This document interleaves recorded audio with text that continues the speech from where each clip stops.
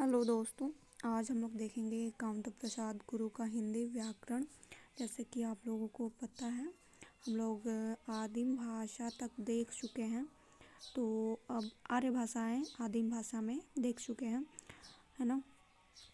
और अब देखेंगे हिंदी की उत्पत्ति में ये भाषाएं हैं जो कि हम बता चुके हैं। अब देखेंगे यहाँ से संस्कृत और प्राकृत की उत्पत्ति कैसे हुई है ना।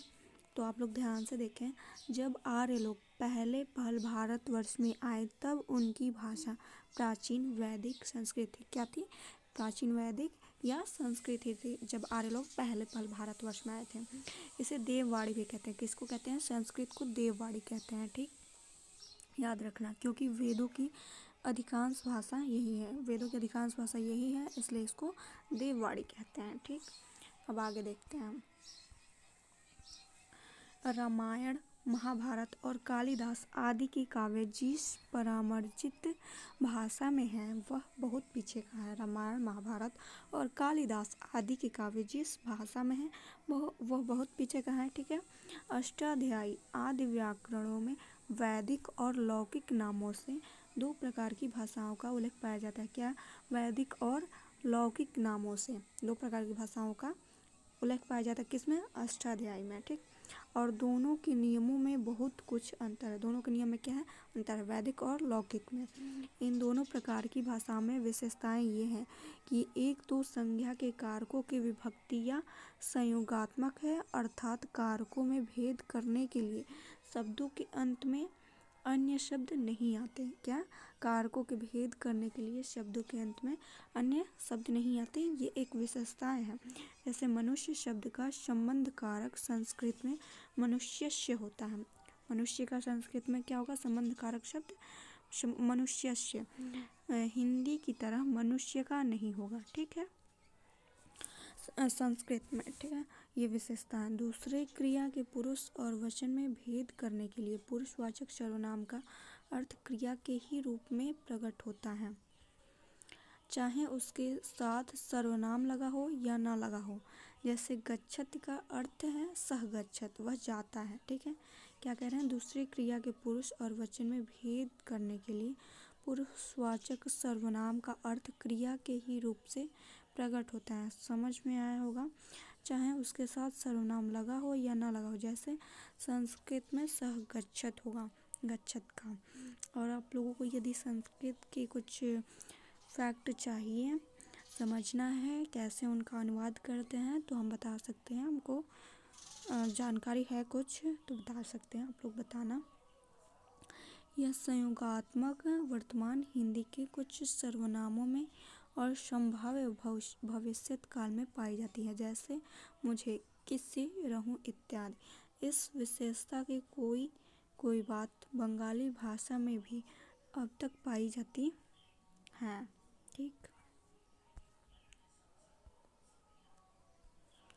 जैसे मनुष्येश्वर, मनुष्येश्वर। ठीक है, जैसे मनुष्येश्वर, मनुष्य का। संबंध कारक में और कहिलाम, मैंने कहा ना, उत्तम पुरुष में है। ठीक, आगे चलकर संस्कृत की यह संयोगात्मकता बदलकर विच्छेदात्मकता में हो गई है। अशोक के शिलालेखों और पतंजलि के ग्रंथों से जान पड़ता है कि ईस्वी सन से कोई 300 वर्ष पहले उत्तर भारत में एक ऐसी भाषा प्रचलित थी जिसमें भिन्न भिन्न कई बोलियां शामिल थी। क्या कह रहे हैं? कि अशोक के शिलालेख, अशोक का नाम तो सुना होगा, सम्राट अशोक, और पतंजलि के ग्रंथों से ये जान पड़ता है कि ईस्वी के कुछ 300 वर्ष पहले उत्तर भारत में एक ऐसी भाषा थी जिसमें कई भिन्न भिन्न बोलियां शामिल थी। जैसे स्त्रियों, बालकों और शूद्रों से आर्य भाषा का उच्चारण ठीक ठीक न बनने के कारण इन नई भाषा का जन्म हुआ था। कैसे हुआ था? स्त्रियां जो थी और बालक जो थे और शूद्र, से आर्य भाषा का उच्चारण ठीक से नहीं हो सकता था, अर्थात वो लोग करने में समर्थ नहीं थे उच्चारण, इसलिए उनसे ये इस नई भाषा का जन्म हुआ था और इसका नाम प्राकृत पड़ा। क्या पड़ा? प्राकृत पड़ा। जो स्त्रियां और शूद्र और बालक जो अच्छे से उच्चारण नहीं कर पा रहे थे, उनसे एक नई भाषा का उद्भव हुआ और उस भाषा का नाम पड़ गया प्राकृत। तो याद रखना, ये समझने वाली बात है। प्राकृत शब्द प्रकृति शब्द से बना है और उसका अर्थ स्वाभाविक या गंवारी है। और हाँ, किसी इंटरव्यू में यदि आप लोग जा रहे हैं तो प्राकृत का ये भी पूछ सकता है कि कैसे प्राकृत का उद्भव हुआ है, कैसे संस्कृत का उद्भव हुआ है, इसीलिए हम ये वीडियो बना रहे हैं। ठीक है। वेदों में गाथा नाम से जो छंद पाए जाते हैं उनकी भाषा पुरानी संस्कृत से कुछ भिन्न है, जिससे जान पड़ता है कि वेदों के समय में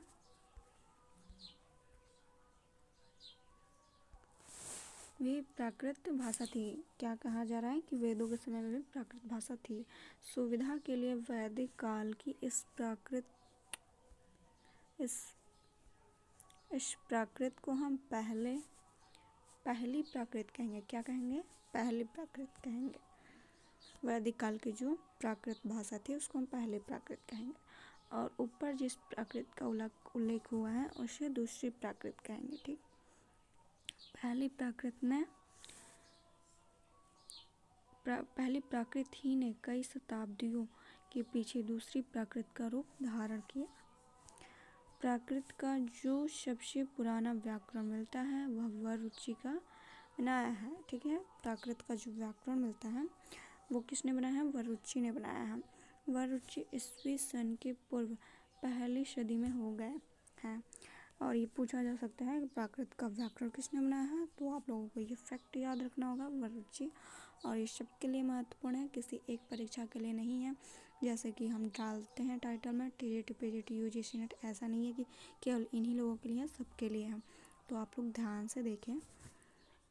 वैदिक काल के विद्वानों ने देववाणी को प्राकृत भाषा की भ्रष्टता से बचाने के लिए उसका संस्कार करके व्याकरण के नियमों से उसे नियंत्रित कर दिया। इस परिमार्जित भाषा का नाम संस्कृत हुआ, जिसका अर्थ सुधरा हुआ अथवा बनावटी है।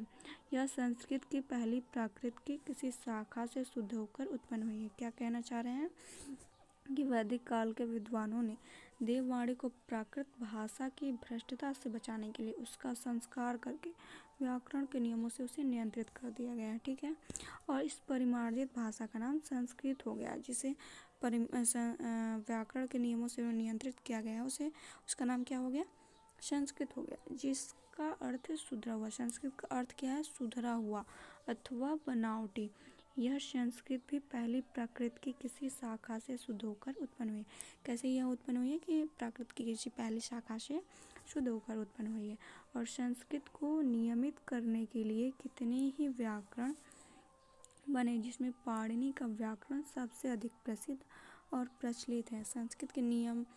संस्कृत को नियमित करने के लिए कितने ही व्याकरण के नियम बने हैं, लेकिन उसमें पाणिनि का जो व्याकरण है वो सबसे अधिक प्रसिद्ध है। और आप लोगों ने भी सुना होगा, नहीं सुना है तो आप लोग सुन लीजिए ना, जो कि किताब में दिया हुआ है कांता प्रसाद गुरु के।